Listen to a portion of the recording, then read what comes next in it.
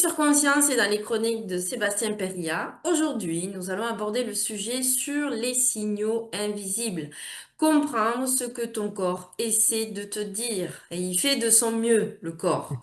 Bonjour Sébastien, comment ça va? Bonjour Sophie, ça va bien et toi? Très bien, merci. Allez, première question.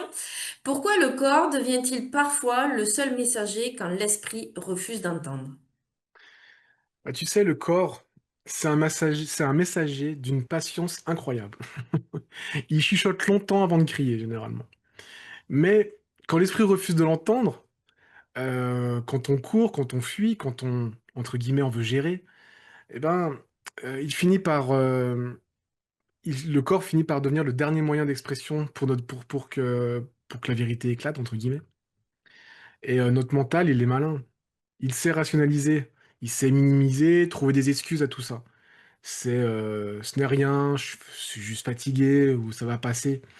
Mais lui, le corps, lui, il ne ment pas, en fait. Et quand tu refuses de ressentir une émotion, quand ton corps, enfin, ton corps le ressent à ta place. Donc quand tu refuses de ralentir, il te cloue au lit. Et quand tu refuses de dire non, bah, il va te créer des tensions, des blocages et des douleurs. Le corps, bah, il devient le messager quand ton mental devient sourd, tout simplement. Il n'est pas là pour, ce n'est pas une punition, hein, c'est une «preuve d'amour» entre guillemets. C'est sa manière de dire: «Hey, tu t'éloignes de toi, reviens», tu vois? Et c'est un peu comme un ami fidèle qui t'envoie des SMS, subtils depuis des mois et que toi tu veux ignorer, mais au bout d'un moment, bah, il a pas le choix, il va frapper à ta porte et c'est souvent, bah, c'est là que la maladie, la fatigue, que les douleurs apparaissent, tout simplement. Mais dans ces perspectives, bah, ce n'est plus une malédiction, c'est juste un rappel à la présence. Ton corps, comment dire? Le corps parle que l'âme a besoin d'être entendue, tout simplement. Et plus on l'écoute tard, plus il doit parler fort, en fait, tout simplement, voilà. Comment transformer une douleur chronique en boussole intérieure sans tomber forcément dans l'obsession du symptôme? Alors la douleur, c'est un langage étranger quand même, c'est un peu une langue étrangère. Heu, Elle parle fort, parfois même un peu brutal, mais au fond, elle cherche juste à être traduite. Le problème, c'est que, on a appris à la faire taire avant de l'écouter. Dès qu'elle arrive, on veut la fuir, on la bloque, on la cache, on veut la cacher et mais de plus en mais et en plus, on veut la faire enfin, on fuit quoi, tout simplement, on fuit, et plus on fuit, bah, plus elle va insister et la douleur chronique, c'est souvent un messager qu'on n'a jamais entendu, qui n'a jamais été entendu. Ce n'est pas le corps contre toi, mais c'est plutôt le corps pour toi. Il attire ton attention sur des zones, sur un souvenir, sur une tension, sur une limite que tu dépasses depuis trop longtemps, tu vois? Et comment dire? Comment en faire une boussole? Bah, déjà, c'est en changeant ton regard. Tu ne subis pas par ton corps, tu dialogues avec lui. Tu vois, quand la douleur, elle revient, au lieu de dire: «Pourquoi ça m'arrive?», demande-toi simplement: «Mais qu'est-ce qu'il veut me montrer?». Et souvent, bah, la réponse, elle est dans le muscle ou dans l'organe, hem ou comment dire? Dans la vie où elle, comment dire? Ah, j'ai perdu le truc, j'ai perdu le fil. Hem, Où la vie, elle te mène, en fait, tout simplement. Mais attention, il faut pas non plus tomber dans l'obsession. C'est observer ton corps ne veut pas dire l'analyser en permanence, hein. Ça veut dire l'écouter avec bienveillance, pas avec peur. Parce que si tu t'enfermes dans du contrôle, tu remplaces les tensions par une autre. Et la douleur, elle devient utile quand tu apprends à te reconnecter avec toi, à te poser des limites, à ralentir, à te réaligner. Et dans ce processus, bah, le rôle des cellules de le rôle de la santé cellulaire est fondamental aussi. Parce que les cellules fatiguées, enflammées ou sous stress, bah, amplifient le message. Et le stress biologique et le stress émotionnel, bah, se nourrissent l'un et l'autre. Et quand les cellules sont, en survie, ton système nerveux reste en alerte et devient plus intense. Donc la douleur, la peur, la tension. Et quand tu rétablis ton équilibre intérieur, quand comment dire? Quand tu soutiens le corps, quand on apporte, ce qu'il faut apaiser, donc quand tu apportes ce qu'il faut pour apaiser, pardon, l'inflammation, bah, nourrir les membranes cellulaires, lui redonner des tissus, au niveau de ses tissus, la capacité de se régénérer, bah, le corps, lui, retrouve son calme, euh, et la douleur, bah, souvent, elle se transforme. Elle disparaît pas du jour au lendemain, hein. Mais sa nature, elle change. Elle devient du coup un indicateur et pas une prison. Et tu vois, c'est là que la magie, elle opère. Parce qu'au lieu de lutter contre ton corps, tu apprends à marcher avec lui. Et quand tu marches avec lui, bah, il arrête de crier et il te fait juste des signes, en fait, tout simplement. Quels outils ou pratiques recommandes-tu pour décoder les signaux corporels subtils? Les outils, la première chose, ce serait de ralentir. C'est de ralentir. Tu ne peux pas entendre un message si tu fais plus de bruit que lui. Ça, c'est pas possible. Parce qu'aujourd'hui, tu vois, on est trop souvent dans ce qui se passe, tu vois, par rapport à la vie maintenant, on passe de plus en plus vite, on réagit à tout, on remplit bah, tous les silences, hein. On scrolle, on regarde des films, enfin voilà. Mais lui, le corps, lui, bah, lui, il parle en silence. Et il te crie quand tu bouges, mais, enfin, comment dire? Il ne crie pas quand tu bouges, justement. Il murmure quand tu t'arrêtes. Alors, le premier outil, bah, ce serait éventuellement, bah, ce serait la présence. Tu vois, ferme les yeux, respire lentement, demande-toi simplement, qu'est-ce que je ressens dans mon corps maintenant? Euh, Pas ce que je pense, pas ce que je devrais sentir, mais ce qui est là, en fait. Mais peut-être que la tension, peut-être que c'est une tension dans la gorge, une lourdeur dans le ventre, une pression dans la poitrine. Ce n'est pas rien, c'est déjà une information. Voilà.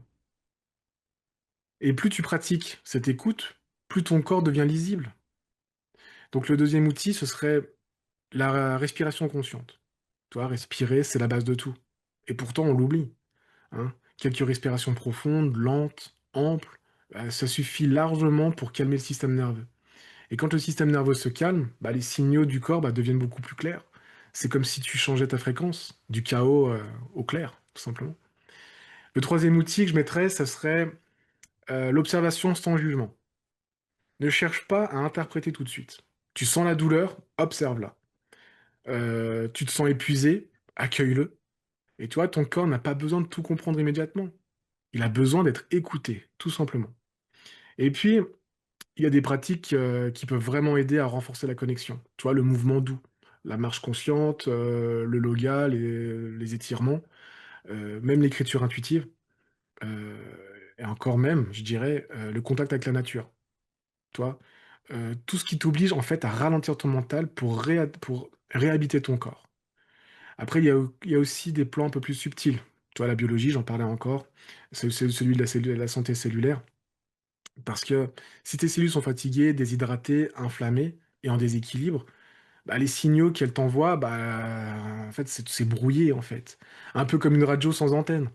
Alors quand tu sens que ton corps, quand tu sens que ton corps, avec, comment dire, quand tu soutiens ton corps, c'est plus simple, quand tu soutiens ton corps avec ce qu'il a besoin, des bons acides gras, des antioxydants, des micronutritions, des micronutriments essentiels, par exemple, bah, tes cellules retrouvent une meilleure clarté et les messages aussi sont beaucoup plus clairs.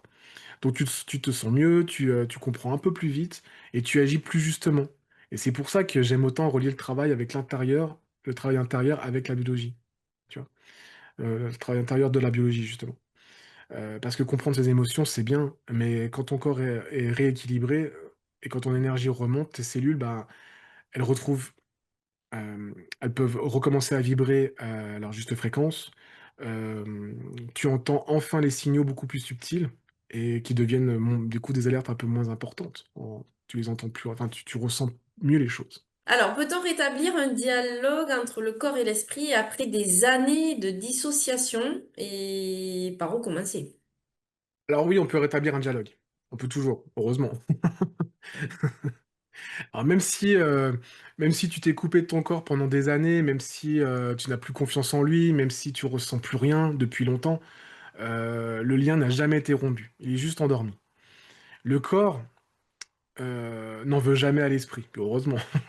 Il attend, il patiente infiniment, il peut patienter des années en fait. Et le jour où tu décides de ralentir, bah, il répond. Alors pas du jour au lendemain, pas par des miracles instantanés, hein, mais avec des petits signes.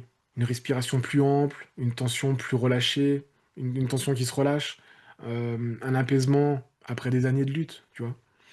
Et rétablir le dialogue, ça commence par une décision simple, c'est de ne plus vouloir forcer, mais d'écouter. Ce n'est plus exiger du corps qu'il t'obéisse, mais celui de lui redonner la parole, en fait. Et concrètement, ça se passe par des petits gestes. Comme je l'ai dit, marcher en conscience, respirer profondément, poser la main sur ton cœur, sur ton ventre, ou simplement dire à l'intérieur, je t'écoute. Tu vois, c'est des choses qui sont très simples, ça a l'air simple, mais c'est puissant. Parce que à cet instant, ton système nerveux, lui, change de mode. Il sort du mode combat et il entre en mode confiance. Et puis, il y a un autre aspect qu'on oublie souvent, que dans le corps, on a été longtemps sous tension, en inflammation, en déséquilibre, mais il a juste besoin de retrouver sa capacité naturelle à communiquer. Et c'est là que la santé cellulaire, encore une fois, reprend tout son sens. Parce que quand on nourrit nos cellules, quand on rééquilibre leur environnement, on leur redonne le moyen d'envoyer des messages beaucoup plus clairs au cerveau. Et le cerveau, lui, ben, en retour, il cesse de percevoir le corps comme un danger. Et le dialogue se réouvre, en fait. Donc on croit souvent que tout passe par la volonté. Mais en réalité, tout commence par la sécurité intérieure. Et la sécurité, c'est d'abord la biologie, parce qu'un corps apaisé, bah, ça crée un esprit beaucoup plus calme, et un esprit apaisé bah, permet au corps de guérir. C'est un cercle vertueux, mais tu peux recréer, tu peux le recréer à tout moment, en reprenant soin de toi, en nourrissant ton corps, en honorant tes émotions, et en décidant chaque jour de devenir un peu plus à l'intérieur, en fait, de revenir un peu plus à l'intérieur. Et tu verras, ton corps n'attend qu'un signe. euh, et dès que tu lui prends la main, bah, il te répond. Donc merci d'avoir partagé ce moment avec moi. Et souviens-toi, ton corps ne cherche jamais à te faire du mal, il cherche à te faire comprendre. Et chaque signal est une invitation à revenir à toi, à te reconnecter à ce que tu ressens vraiment. Alors prends soin de toi, prends soin de ton corps, parce que ton âme s'en souviendra. Donc on se retrouve très bientôt hein, dans une nouvelle chronique. Merci à toi. Merci Sébastien, on se retrouve la semaine prochaine sur Conscience et nous parlerons cette fois-ci de psychologie et d'ego. Merci.